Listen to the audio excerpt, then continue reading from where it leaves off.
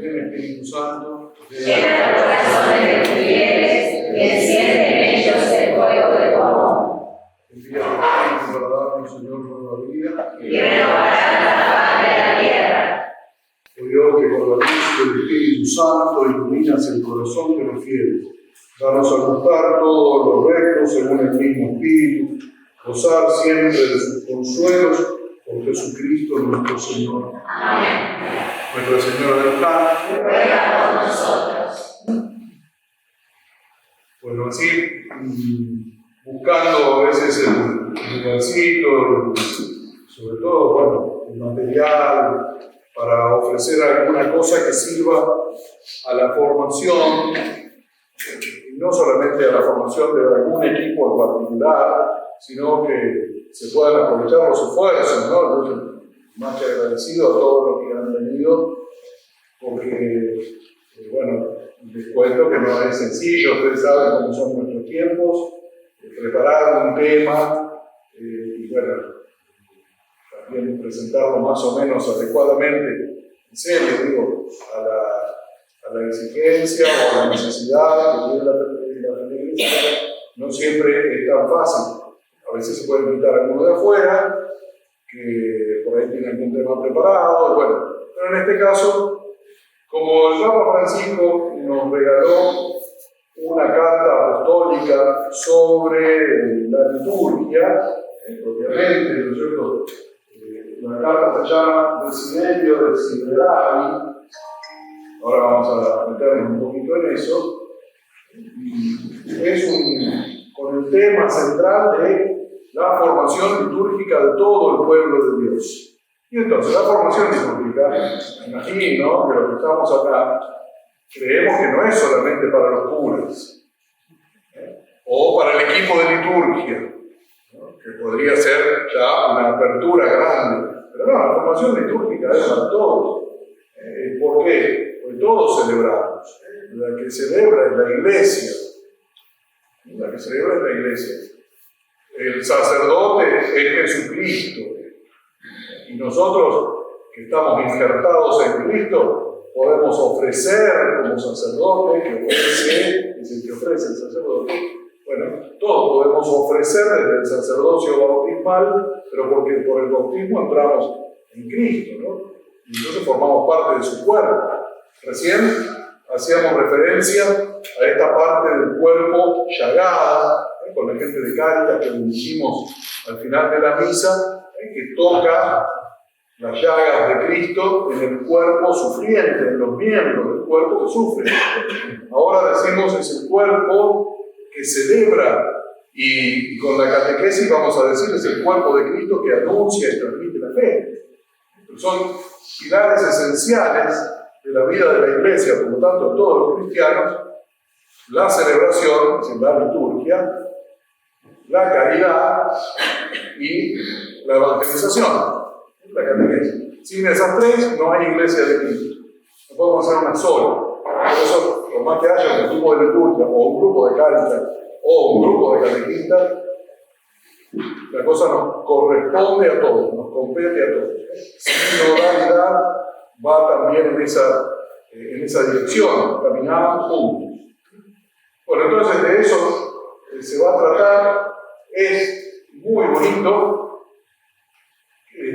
la palabra, ¿no es cierto?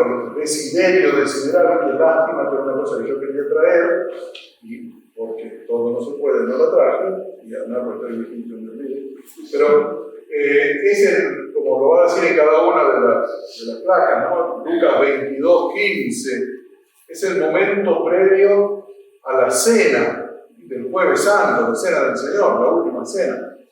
Y Jesús dice, he deseado ardientemente, esto es desiderio desideravi, he deseado ardientemente comer esta Pascua con ustedes.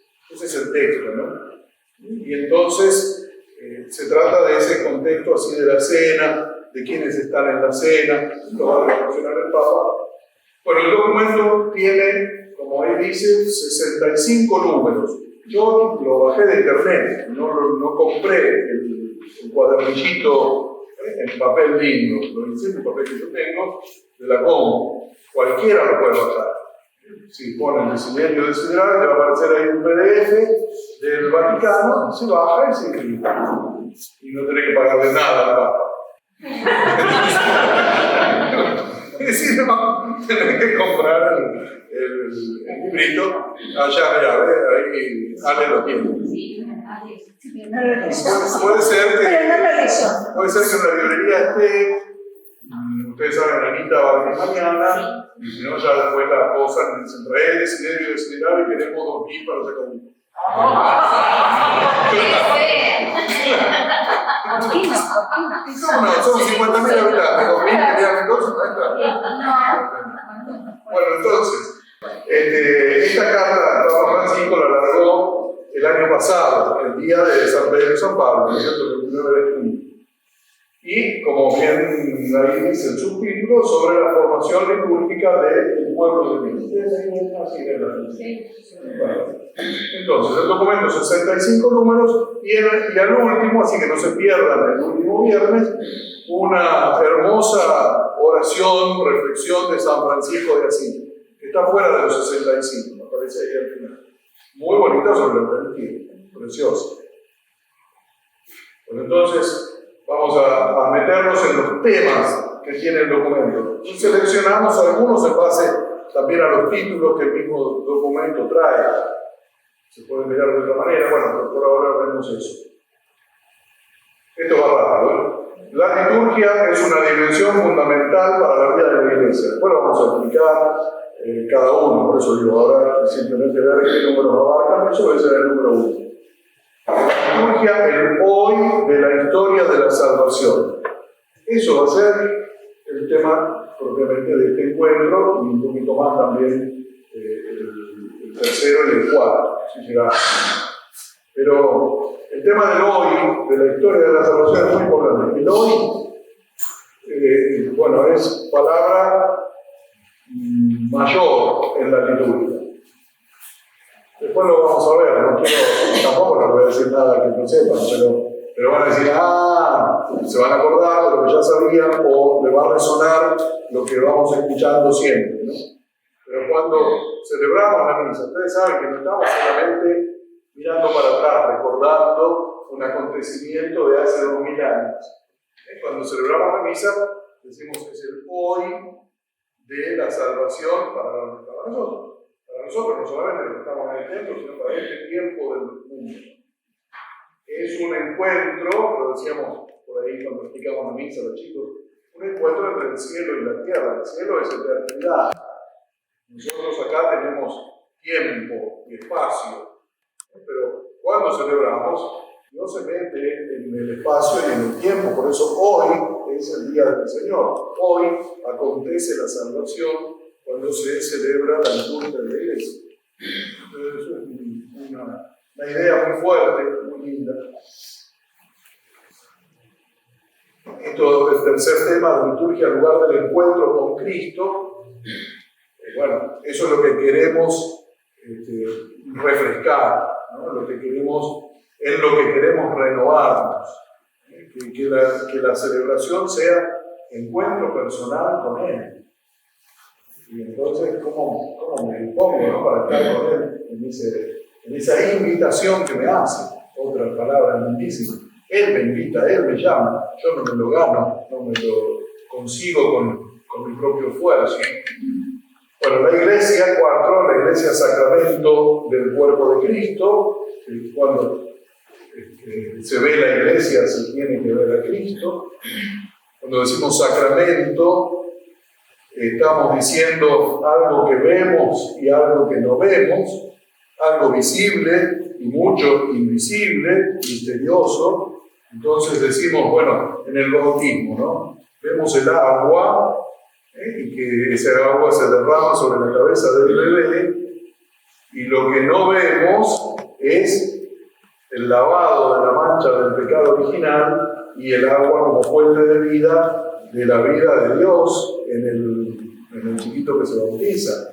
Entonces, algo vemos, es algo material, y vamos a algo invisible, a algo fascinante, ¿no es cierto?, misterioso y grande, que por eso decimos, con la palabra sacramento decimos esas cosas. Bueno, Bueno, dice el Papa que la Iglesia es sacramento de Cristo. Nos ven a nosotros. Bueno. Pero tendría que reflejarse Cristo en nosotros, ¿no? Tendría que pasar un poquito de la luz del Señor en nuestra vida. Entonces, somos sacramento de Cristo todos, ¿no? Y en la celebración, por supuesto, también contar toda la asamblea de Dios. Esa foto de la placa anterior, esa, somos nosotros, ¿no? Sí. Cuando vino el obispo para la vigilia pascual. Fue una hermosísima celebración. Esas fotos creo que estaban en el Facebook, y ahí la probamos. Sí, esa la tengo bien. Mira, bueno, otro punto, el punto 5, el sentido teológico de la liturgia, todo lo que podemos nosotros reflexionar y conocer de Dios en la celebración litúrgica, ¿no? La palabra teología es ciencia de Dios, eso sería, ¿no? Teo, Dios, logos, ciencia. Entonces, teología es el estudio, la ciencia sobre Dios, lo que podemos, no pensemos la ciencia solamente como algo conceptual, racional, que nos tiene que entrar en la cabeza solamente, sino que cuando pensamos teología es integral, la concepción de encuentro, es con fe, y a la vez avanzamos también en lo que nuestro corazón espera, nuestra alma ansía. Claro, entonces vamos conociendo más el misterio de Dios a medida que lo celebramos. Alguna otra parte que queda, el redescubrir la belleza de la verdad en la celebración cristiana. El asombro ante el misterio pascual, parte esencial de la acción litúrgica. Fíjense, esto se contrapone al me aburro. El asombro se contrapone al me aburro. Si yo estoy consciente que ahí está el Señor hoy, actuando y salvando, y entonces estoy ante ese infinito misterio de amor, la actitud es una actitud de asombro, no de curiosidad. Si voy con la curiosidad a ver qué hay hoy, a ver qué dicen, a ver cómo cantan, a ver si está limpio, a ver quién vino, a ver qué se puso, ¿no? Todo podemos tener todas las curiosidades tramposas que nos distraen del corazón de la cosa. El corazón de la cosa va a ser el asombro ante la misteriosa presencia amorosa de Dios. Entonces, el asombro ante el misterio pascual que se entrega por nosotros, parte esencial.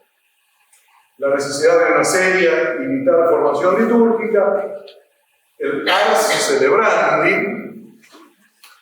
saben latín, y si no saben igual se dan cuenta, es el arte de la celebración, ¿no? Y como todo arte, tiene una dimensión que se aprende racionalmente, se estudia, uno se enfoca, ¿no es cierto?, y estudia libros sobre cómo se celebra, y qué va primero y qué va después, pero a la vez después hay una cuestión práctica que hay que hacerla, que hay que hacerla y que hay que repetirla. Como todo arte, se va adquiriendo a medida que se va haciendo, ¿no? Tenemos una práctica. Pero ahora con artistas, además de... Estaba pensando que estaba María Orsini, pues la vi en la misa. Pero hay otras artistas, hay músicas, hay gente que se dedica también.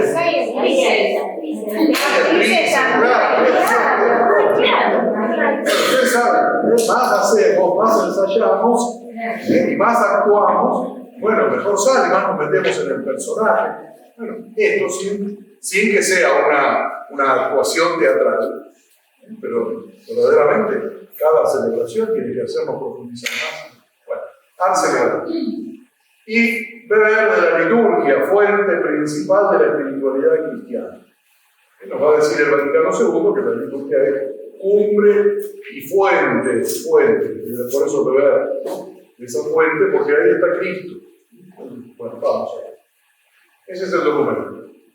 Entonces vamos una por una las ideas fundamentales. Voy a beber del agua. Por ahí va bien alguna pregunta, alguna duda. Entonces, el objetivo de estos encuentros precisamente van a ser que nuestras celebraciones sean un encuentro cada vez mejor, cada vez más profundo con Jesús. Y que celebremos todos de la mejor manera.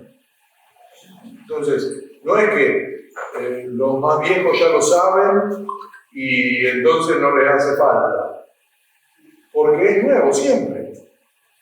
Y no es que los que ya estudiamos, entonces, bueno, ya está, ya lo vi. Y no, porque mi existencia va a cambiar. ¿Y cómo cambia? Tiene que ir viviendo Cristo en mí. Y lo encuentro en la liturgia. Entonces, siempre puedo crecer en ese Cristo que crece en mí, ¿no? Y eso es inagotable. Entonces, bueno, ahí vamos. La liturgia, un verdadero encuentro, no una representación. Ya lo dijimos, pero cuando anunciábamos el tema.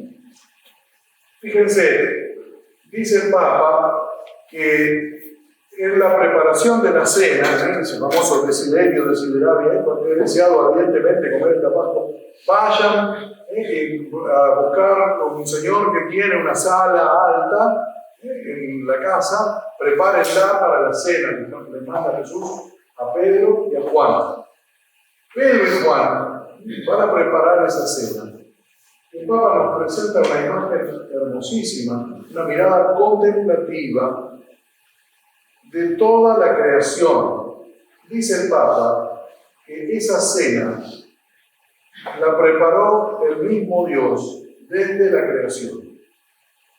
Cuando hizo Dios el cielo y la tierra, cuando puso a los animales, a los árboles y cuando creó al hombre, estaba preparando ese momento bisagra, ese momento culminante que es la venida de Cristo para nuestra salvación. ¿Se ve? Es una mirada de la historia que se unifica en Cristo como historia de la salvación. Ahí, llegada a la plenitud de los tiempos, ahí se encuentra el camino de la tierra y del cielo, ¿no? Entonces todo lo que Dios prepara desde la creación lo toma en Jesucristo para salvarle, porque estaba herida la creación por el pecado, porque estaba desordenada, porque estaba enfrentada, dividida, llevada a la muerte, ¿no? Y era imposible para ninguna criatura volver a Dios y al plan de amor de Dios, porque ya la falta, el pecado, había corrompido la naturaleza, la condición humana, parte de la naturaleza. Y bueno, ¿quién tiene que venir? Tiene que venir Jesucristo. He deseado ardientemente. Ese deseado ardientemente es el plan de Dios desde la creación hasta que llegó Jesús.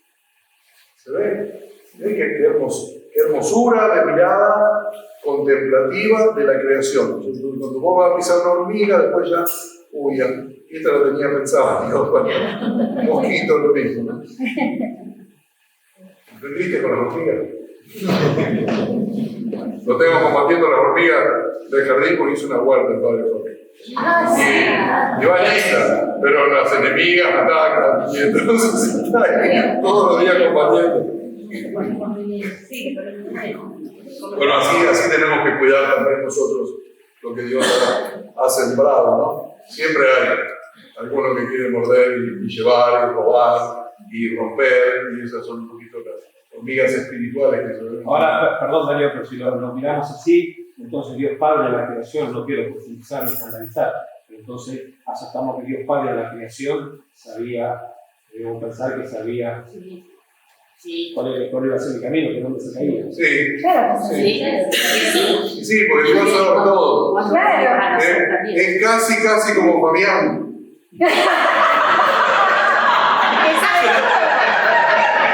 Yo todo lo que no sé le pregunto. No, pero bueno, decimos de Dios, vamos a hablar de serio, pero no lo dije. Están equivocados. Decimos de Dios que es omnisciente, de toda la ciencia. De toda la ciencia. Dios ve todo, porque no tiene tiempo Dios, es decir, no es que no sabe lo que va a venir como nosotros, ¿no? Dios lo ve todo en un solo acto. Es complejo la cosa, pero bueno, es complejo porque nosotros no nos hacemos la cabeza. Pero si no, no sería Dios. Si le faltara conocer algo, no sería Dios. Conoce todo. Ahora, porque conoce todo y quiere el bien, pero nos hizo libres, y en ese ejercicio de la libertad estuvo el pecado, también, como dirá la liturgia, admirablemente nos creaste y mucho más admirablemente nos redimiste. Es decir, para redimirnos, para rescatar al esclavo entregaste a tu hijo, dice el pregón de la Pascua, que cantó el obispo en la vigilia, ¿no? Para rescatar al esclavo entregaste a tu hijo. Entonces, ese amor de Dios no deja a la creación y a la humanidad corrompida, sino que busca salvarla, rescatarla. ¿Con qué la rescata? Con su propia sangre, con la sangre de su hijo. Y eso es lo que se da en cada misa. Por eso digo, es el hoy de la salvación. Entonces, bueno, ahí vamos. Pero esta mirada entonces, ¿no? La preparación que fue Pedro y Juan, que desataron el burro, lo llevaron, y todas esas cosas. Bueno, el Papa también lo mira desde esa otra perspectiva mucho más larga. La Iglesia es una mirada que no es propiamente ¿cómo diría? Original de Francisco. Siempre la Iglesia leyó la historia de la salvación así. Y va a decir, todo el Antiguo Testamento, desde el Génesis hasta los profetas y los libros sapienciales, los salmos, toda la Sagrada Escritura apunta a Jesucristo, es decir, es una preparación de Jesús, ¿no? Entonces, hay una pedagogía de Dios, se llama así, hay una pedagogía de Dios para llevarnos a ese momento cumbre que es la venida de Cristo. La venida de Cristo quiere decir su nacimiento, su muerte, su resurrección, su ascensión al cielo y el envío del Espíritu Santo. La plenitud de Jesucristo. Y este desarrollo de Jesucristo en el tiempo, que es la Iglesia. También, ¿no? Sí, pero el momento cumbre fue aquel. Es como decir, bueno, no sé, a veces hay momentos cumbres en nuestra vida, ¿no? Lo que, no sé, los que se han casado, los que les nació el primer hijo, los que, qué sé yo, bueno, tenemos así momentos cumbres que después siguen, se continúan, no es que nunca más están, pero, y que abarcan todo lo anterior, también, ¿no? Gracias a los padres, los abuelos, llegué acá, y después, bueno, eso. Entonces, ardientemente deseado de esta Pascua tiene esta connotación por una parte. Por otro lado, dice ahí esta cuarta flechita, nadie se ganó el puesto en esta cena, todos fueron invitados. Nadie tenía un lugar de honor, de privilegio en este sentido, fueron llamados e invitados. Y también dice el Papa, muy lindo, todos, aunque todavía no lo sepan, están invitados a este banquete de bodas del Cordero. Por eso la necesidad de que todos sean evangelizados, de que todos conozcan a Jesucristo. ¿Y a qué vino Jesucristo? Porque a veces a mí me queda una duda a veces, ¿no? Que nuestra evangelización es mostrar a un Jesucristo solamente humano. Entonces, es un flaco bárbaro, es un amigo cercano, nunca te va a dejar en el camino. Todo está bien, pero vino para salvarnos del pecado y de la muerte, para que entremos al cielo. Y entonces nuestra obra evangelizadora, cuando decimos hoy sínodo, evangelización y catequesis hoy, ¿cómo evangelizamos? Quiere decir, ¿cómo les decimos a la gente que estamos salvados? Y que se entiende por eso, ¿no? A veces estamos salvados si tengo plata. Claro, salvados si tengo plata, pobre de vos. Y así, tantas otras malas interpretaciones de la salvación. Bueno, entonces, qué lindo esto de que todos, aunque todavía no lo sepan, están llamados, están invitados. Nadie se ganó el puesto en la cena, todos fueron invitados, dice el número 4, mejor dicho, atraídos por el ardiente deseo, desiderio, por el ardiente deseo que tiene Jesús de comer esa Pascua con ellos. Eso que les dice a los 12, nos lo está diciendo a todos nosotros. Cuando no tenemos ganas de ir a misa, ponete en el cartel de la iglesia. Jesús dice, he deseado ardientemente comer esta Pascua con vos. Y eso es cada domingo, y es verdaderamente atrayente para nuestra salvación, para hacernos bien, de verdad. Bueno, entonces ahí aparecen algunas otras cositas que ya nos resuenan. El traje de fiesta es la fe. Y la fe, claro, si uno no tiene fe, ¿qué va a venir a hacer? Quedarte durmiendo, andar a ver la carrera, andarte a pescar, qué sé yo, cualquier otra cosa. Pero si tenés fe, ¿cómo no? Entonces, el traje de fiesta, que viene, esa fe, ¿de dónde nace? Nace de la escucha de la palabra, ¿no? Y ese traje de fiesta, dice el Papa, se lava, se purifica en la sangre de Cristo. Entonces, está muy lejos de ser una cuestión que yo consiga. Yo voy a misa, bueno, yo soy bueno, y voy a misa. ¿Cómo va a venir fulano si es estafador, infiel, digamos, ¿no? Es precisamente para los que tienen necesidad del médico, ¿no? Los enfermos, y todos somos. Si nos ponemos en el lugar del juez y del puro, nos quedamos afuera, porque él vino a buscar a los pecadores y a los enfermos. Bueno, entonces, este traje de fiesta, ¿no es cierto?, que es la fe, que es un regalo de Dios, y la purificación en la sangre de Cristo, ahí está toda la misericordia, las reconciliaciones que recibimos a través de las confesiones que hacemos, los actos penitenciales de cada misa, Señor, ten piedad. Está todo eso ahí, en la sangre de Cristo, ¿no? Nadie se puede sentir afuera. ¿Quién puede ser tan soberbio pecando que diga, Dios no me va a perdonar lo que hice? ¿Sabés lo que puso Dios en juego para perdonarte? La sangre de su Hijo.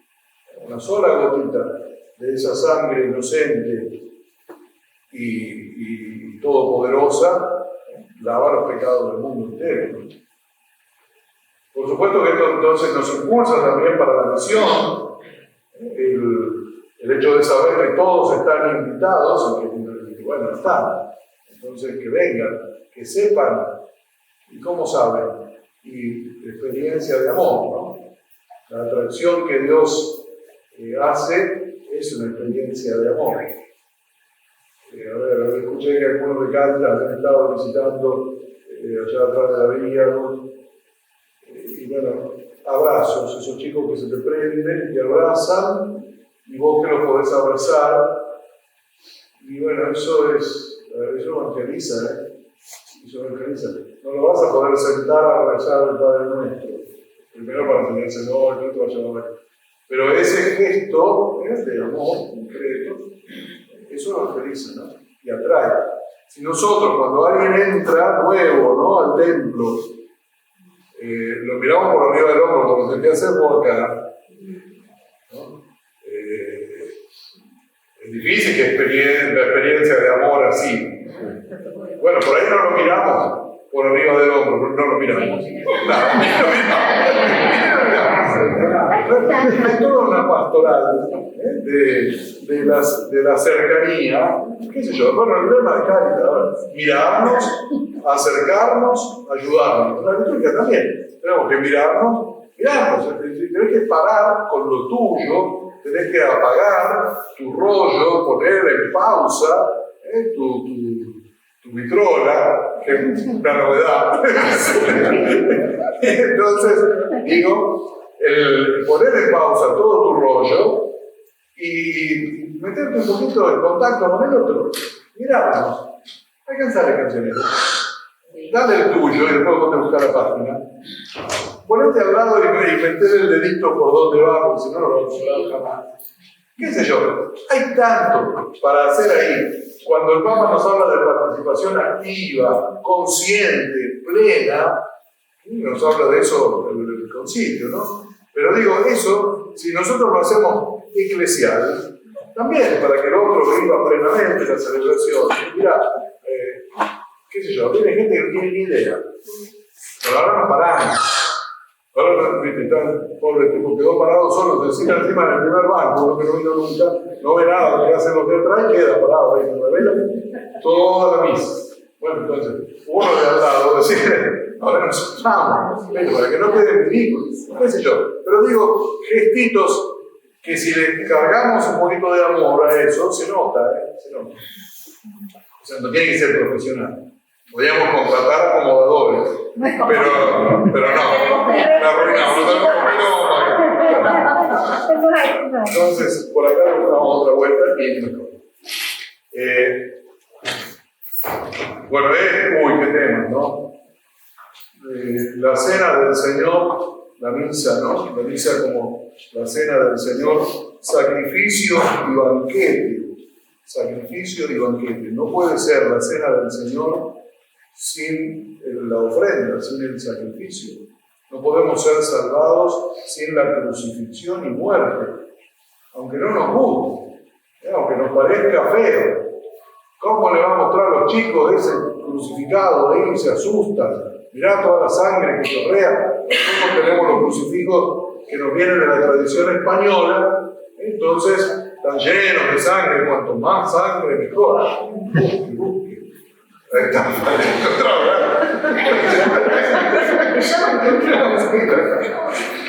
entonces, sí, el Señor que desea ardientemente comer la Pascua con los discípulos, con nosotros, ¿no?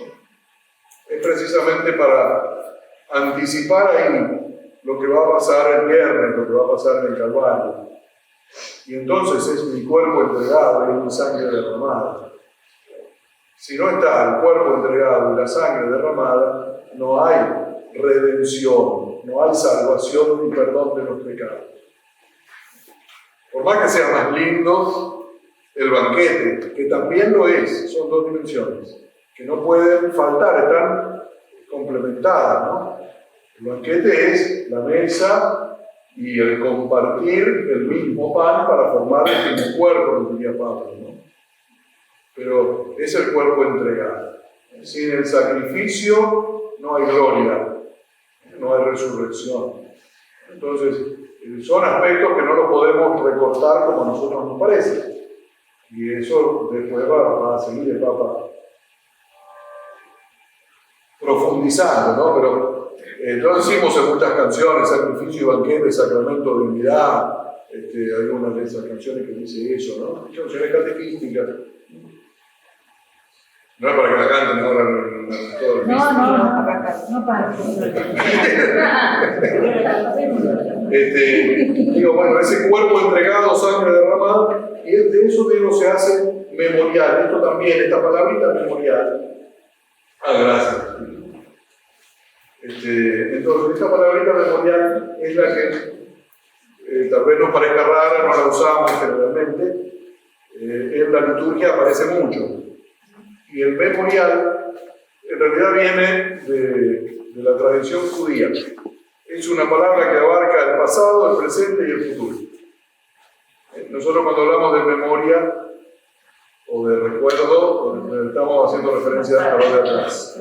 Cuando decimos memorial, hacemos referencia a lo de atrás, si quieren ustedes, todo ese plan de Dios, la creación que apunta a Jesucristo, ¿no? Que viene Moisés, que vienen los profetas, que llega a la plenitud de los tiempos y nace ahí en Belén, que estaba bajo el imperio romano, circunstancias situadas, ¿no es cierto?, en el contexto histórico de ese momento.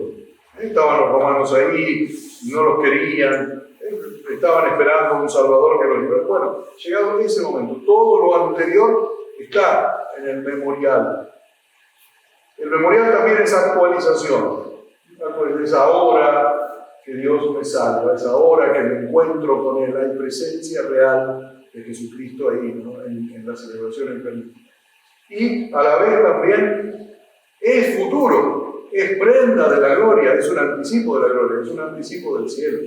Esa comunión que nosotros hacemos en el sacramento, en el pan hecho cuerpo de Cristo y en el vino que sigue manteniendo el sabor del pan y el sabor del vino, pero es el cuerpo y la sangre de Cristo, es el anticipo de la comunión en el cielo. Prenda de la gloria futura. Yo lo que estoy diciendo acá, si ustedes van al catecismo de la iglesia y buscan Eucaristía, el sacramento de la Eucaristía, esto está puesto así más sistemáticamente, todo, pero estos aspectos de sacrificio, de banquete, de memorial, está todo ahí, si alguno quisiera profundizar en esos puntos, ¿no? En esos temas. Acá vamos. Entonces, digo, este memorial es pasado, presente y futuro. No hay una palabra así en castellano propiamente, adoptamos esta, para decir que algo contiene todo eso, ¿no?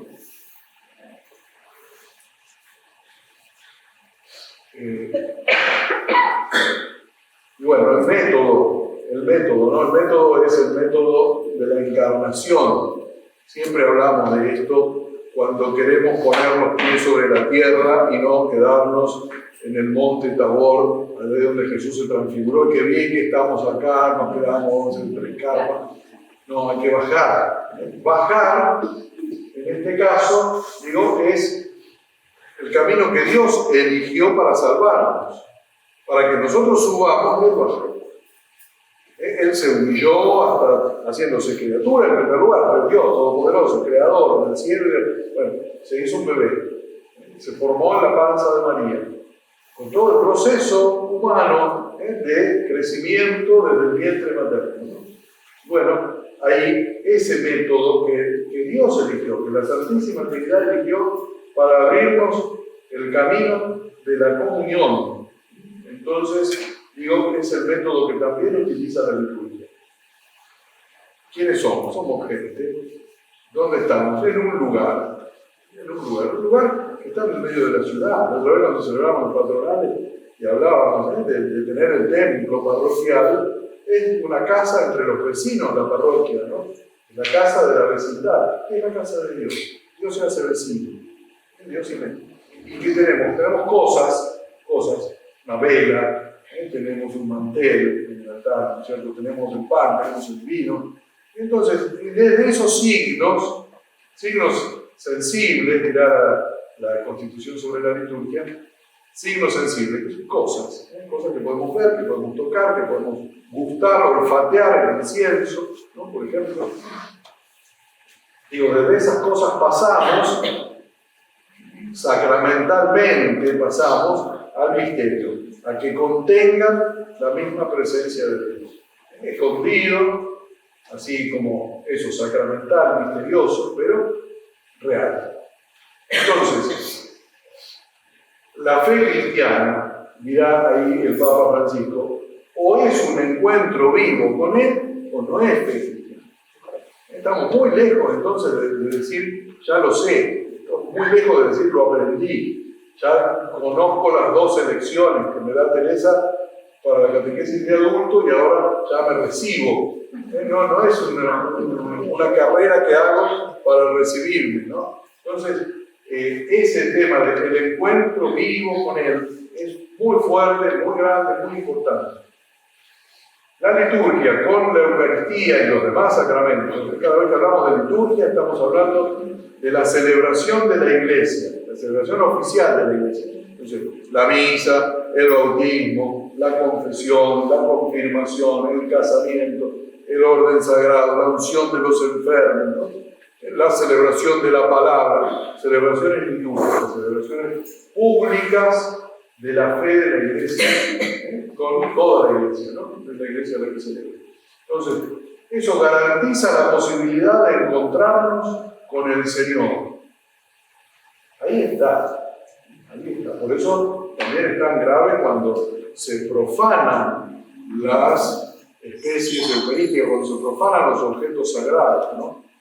Los delincuentes o el demonio mismo sabe que ahí está. Y el que quiere hacer un daño grande en la iglesia, y bueno, va a agarrar una hostia consagrada y va a saquear todo, ¿no? O va a hacer, qué sé yo, qué barbaridades con esa hostia consagrada. No, la viejita que tiene el gatito, está mal igual, y no estoy inventando, que tiene el gatito enfermo y se saca un pedacito de hostia de la boca y se lo da al gato cuando llega a la casa para que se componga. Por supuesto que está re mal, pero no es la profanación que hace el vándalo que pisotea y que rompe y que descabeza a la Virgen, cosas que vemos bastante seguido, lamentablemente, ¿no? Qué sé yo, llama milagrosa, mejor hace 2 años, ¿te acordás? Bueno, digo entonces, ahí está, ¿no? Esa presencia. Entonces, bueno, somos alcanzados por el poder de la Pascua, por la fuerza del misterio pascual del Señor, cada vez que se lo se hace presente el misterio pascual. Y acá hay una hermosa frase de San León Magno, maravillosa, la recoge el Papa, la recoge el Catecismo de la Iglesia, ¿no? Aquello que era visible de Jesús, lo que se encontró Pedro, Juan, Santiago, con aquel Galileo que los invitó a seguirlo, que lo fueron descubriendo. Bueno, aquello que era visible en Jesús, lo que se podía ver con los ojos y tocar con las manos, dice San León Magno. Las palabras y los gestos, lo concreto del Verbo encarnado, ha pasado a la celebración de los sacramentos. Si nosotros hoy participamos de los sacramentos y los recibimos, estamos con ese mismo Jesucristo que tuvo Pedro, Juan, Santiago, en el lago de Galilea, en los caminos de Palestina, etc. Pero eso es así. Entonces, de ahí el asombro, de ahí la dignidad. Y eso no quiere decir entonces que no nos tenemos que acercar. Es el mismo Jesús que nos busca, que nos llama. Entonces, tiene que ser una celebración muy cercana y muy familiar, pero a la vez también, qué sé yo, que sale la palabra respetuosa, se queda corta la palabra. La palabra asombro me ayuda mucho más, ¿no? Tengo que estar fascinado, tengo que estar ante la grandeza de Dios que está ahí. Y eso es lo que juega, ¿no? en el encuentro, la cercanía y la grandeza. La debilidad mía, mi fragilidad, y Él que me besa en esa fragilidad y me dignifica, me diviniza. Mirá los padres de la iglesia, ¿no? Se produce la divinización del hombre. Dios se hace el hombre para que el hombre se haga Dios. San Irineo. ¿Vamos hasta ahí? Sí. ¿Entienden? Mira, ya lo veo que ni tocan el piso. Están flotando. Estamos divinizados. Qué bien que estamos acá. Sí, esta eres tú.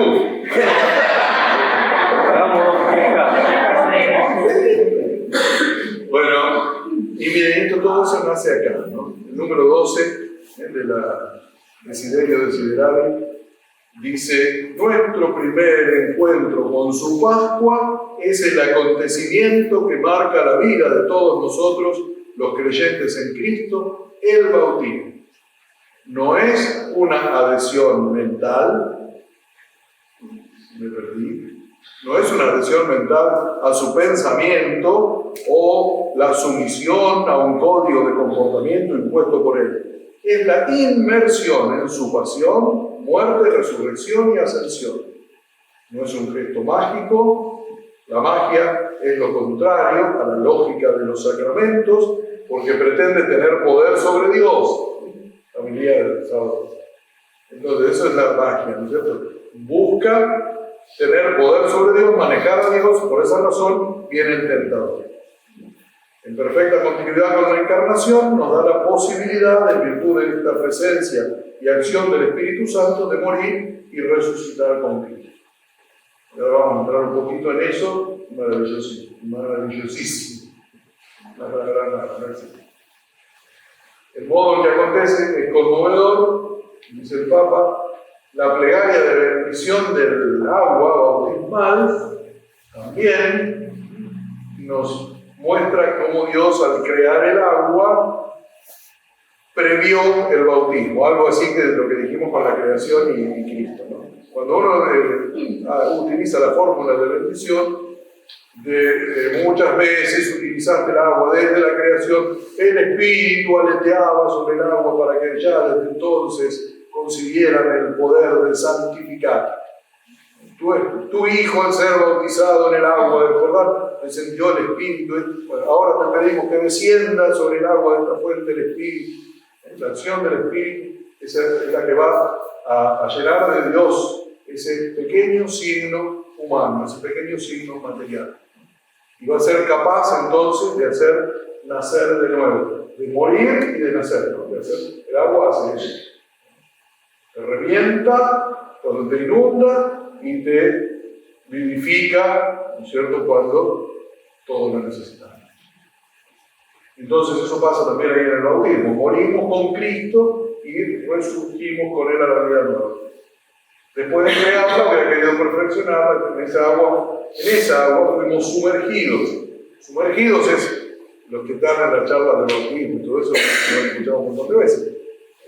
Y a veces uno lo dice, y a veces el respeto humano dice, ¿cómo le voy a decir que van a morir esos chiquitos que ustedes trajeron y van a resucitar con Cristo, ¿no? En medio de pena. Pero es eso, es un morir en el sentido de morir al pecado, es un morir en el sentido de el lavado de la mancha del pecado original que te llevó a la muerte. Ya tenés la muerte, aunque estés bárbaro de salud física y tengas 2 días de vida, ¿no? O 1. Pero, es decir, estábamos muertos y ahí nos amó y nos dio la vida nueva, ¿no? Entonces, bautizarse es sumergirse. Por eso, como 3 días estuvo Jesús en el sepulcro, también hay 3 inmersiones que nosotros no la tenemos así en la pileta, sino que simboliza los chorritos de agua. Pero es eso, los 3 días del sepulcro, pasar por la muerte para resurgir a la vida. De la oscuridad a la luz, viene después la iluminación, el cirio, ¿no? Encendido, ¿no? Todo eso es parte también de la simbología que tienen los sacramentos. Los sacramentos son símbolos. Eso es otro tema que va a venir más adelante, no es para hoy. Pero la necesidad de tener una comprensión simbólica. Si nosotros la comprendemos así de manera lineal, bueno, esto es agua, lo otro es pan, lo otro es vino, ¿para qué querés la vela sin luz eléctrica? Es decir, hay un montón de cosas que si las miramos linealmente y no nos dicen nada. O nos dicen, bueno, son cosas viejas, ¿para qué se viste así? ¿No? Si eso ya seguro que viene de los reyes medievales. Entonces, bueno, y hacemos una interpretación personal, así como nos parece, y bueno, se nos agota porque nosotros no somos inagotables como Dios. En el agua fuimos sumergidos por el poder injertados en el cuerpo de Cristo y por él resucitamos a la vida inmortal, por San Pablo. Y acá entonces seguimos con otro puntito más, el número 14, con el tema de la iglesia, sacramento del cuerpo de Cristo. Muy importante.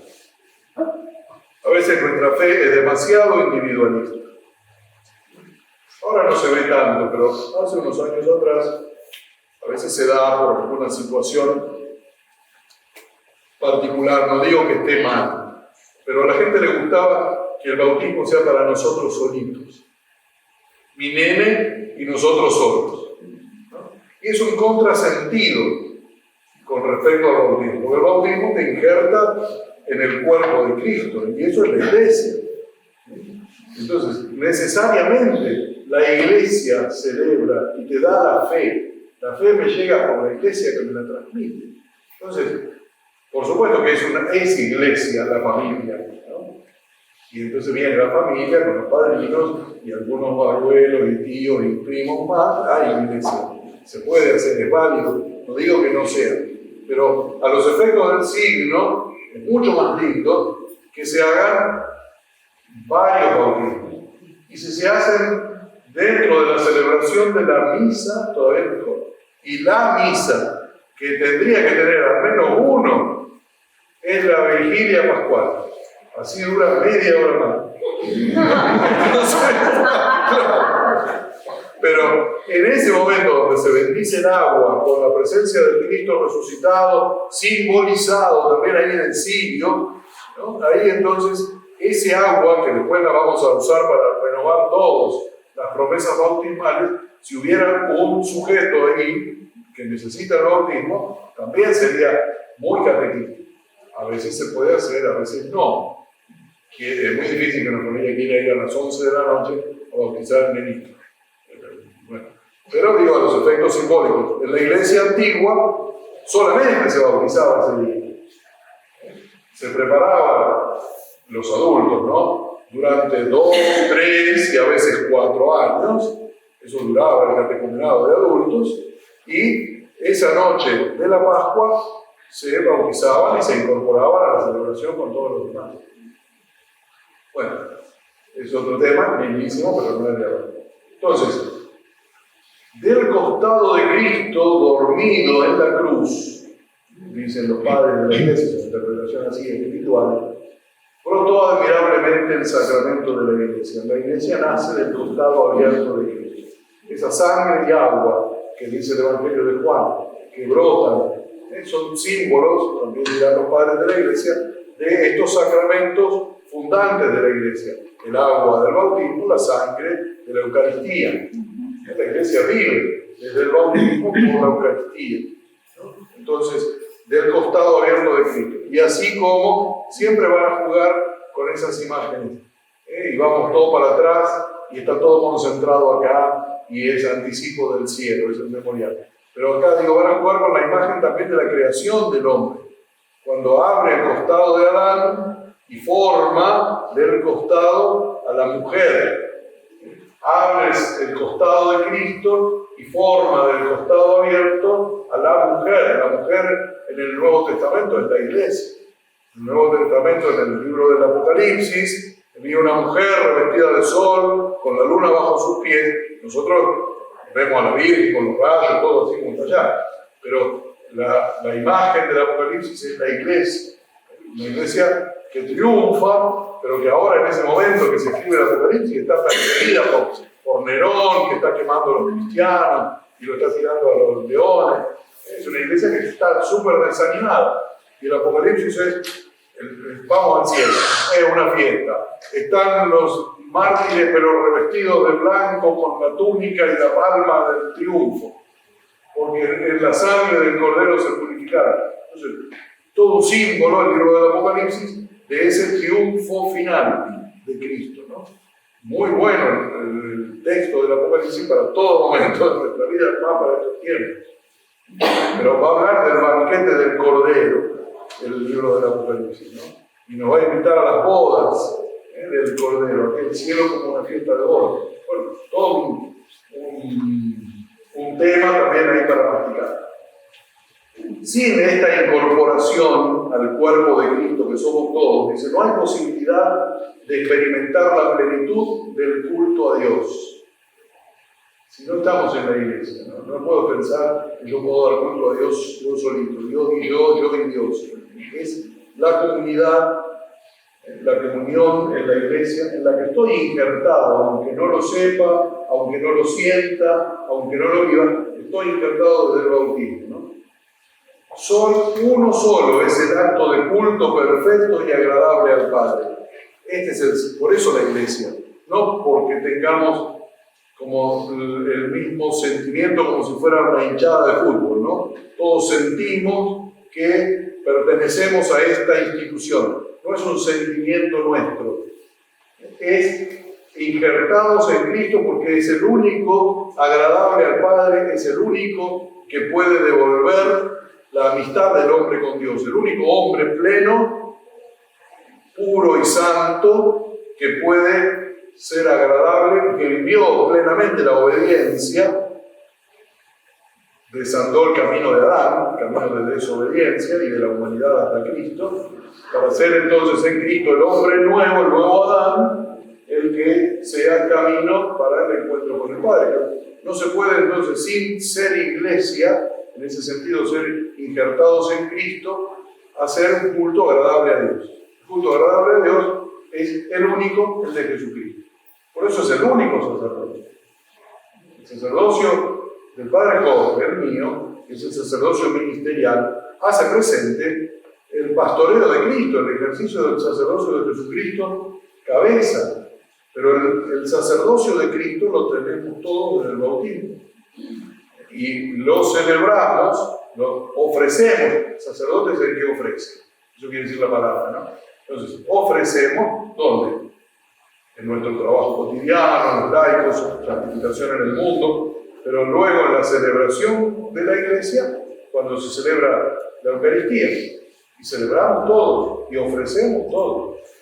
Oren, hermanos, para que este sacrificio mío y de ustedes, ¿quiénes son ustedes? Ustedes. Y así, en la oración de la misma misa también está puesto, ¿no? Con claridad. Te damos gracias porque nos haces dignos de servirte en tu presencia. Él nos llama, Él nos atrae, Él nos hace dignos. Te damos gracias, Eucaristía. Te damos gracias porque nos haces dignos de servirte en tu presencia. No somos nosotros, es que nos ganamos el lugar ahí. Fuimos invitados, nos hace dignos.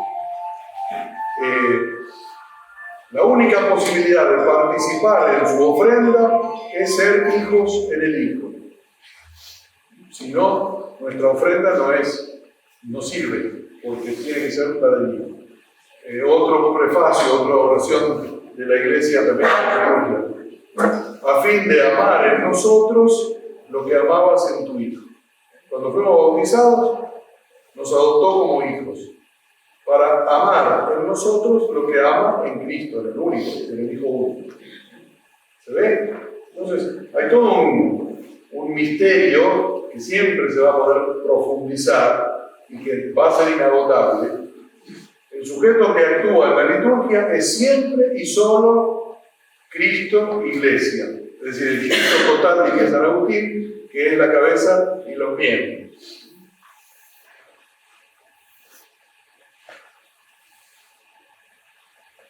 Esa foto que está ahí es del Concilio Vaticano II, 1962-1965,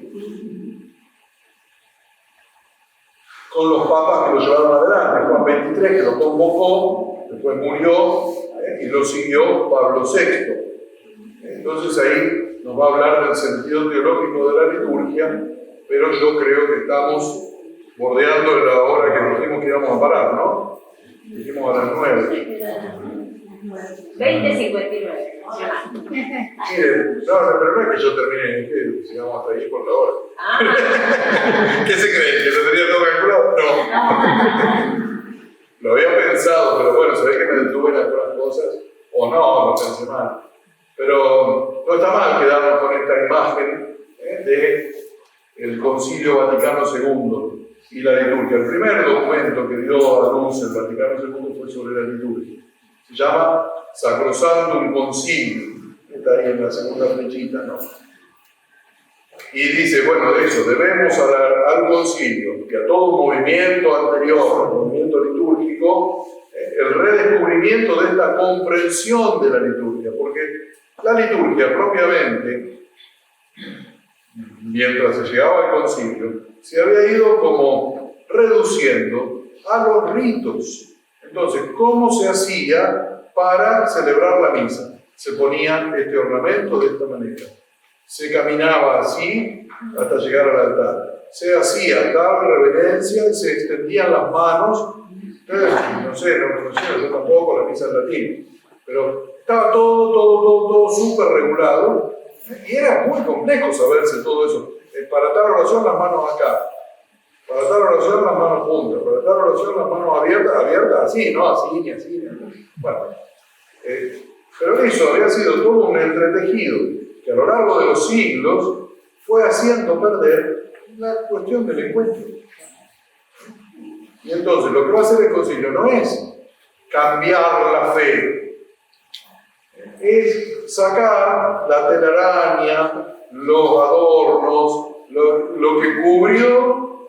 Miren, el Papa Benedicto XVI tiene un libro de introducción a la liturgia, y él decía eso, que nosotros teníamos en la celebración litúrgica esta presencia de Dios, y él se la imaginaba así como si fuera una pared con frescos, ¿no? Esas pinturas que se hacen en la pared, que son muy vivas.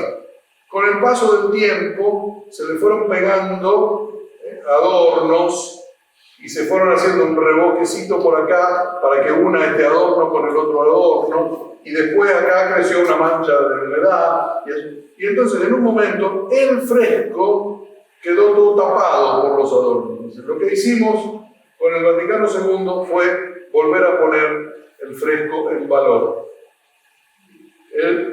Ahora, ese fresco también tenemos que acercarnos con cuidado para no manosearlo, no manosearlo. Entonces, Francisco va a tomar esa idea también, ¿no? De la cercanía sin manoseo, pero la belleza, cuando vamos a hablar de la belleza de la verdad, esa belleza de la verdad la tenemos que mostrar en los signos. Por eso, la luz, los ornamentos, los libros, la dignidad de la celebración, no se puede hacer de cualquier manera. Es como si estuviera en un bar, en una cancha de fútbol. Tampoco lo tengo que hacer tan rebuscada que nadie entienda nada. ¿Me explico? Entonces, para eso el Papa Francisco hace este documento. Para que los que dicen hay que ser espontáneo, libre, dale, sacar libros, sacar todo, bueno, no hagamos pavadas haciendo eso. Y para los que dicen, no, pero es una falta de respeto, ¿no? Y entonces todo lo encierran y lo endurecen y lo oscurecen, bueno, que ninguna de las dos puntas. Encontrémonos con el misterio, celebremos con dignidad. Lo va a decir hermosamente, y esa reflexión final de San Francisco también. Bueno, entonces ahí está la cuestión del Vaticano II. A ver cuántas faltan.